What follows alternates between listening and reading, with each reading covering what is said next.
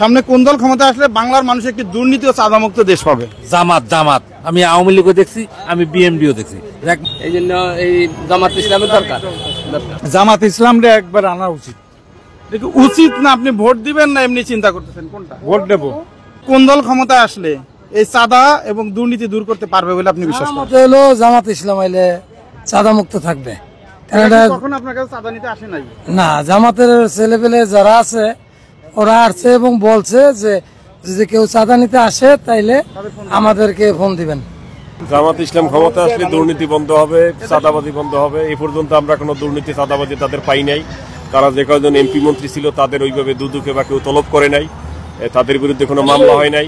এই জিনিসগুলো আমরা দেখছি। তারা দেশ ছেড়ে ফলাইও যায়নি। সেক্ষেত্রে জামাত ইসলাম ক্ষমতা আসছে।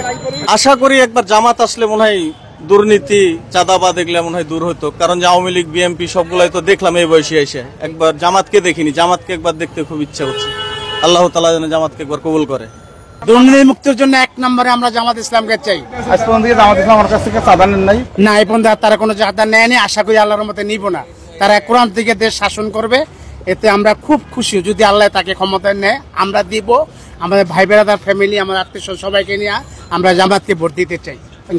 একটা ফিঙ্গার দিলে আরেকটা ফিঙ্গার জায়গা দিলাম আওয়ামী লীগে যাইব বিএনপিতে। মানে ব্যাপারটা কিন্তু দেশ স্বাধীন হবার আগে এরকম আছিল। এখন কি মিশিং আনে বাইরেতে আল্লাহ ভালো জানে। মিশিং এর উপরে দায়ী করবো যে ভোট কিরকম চলে।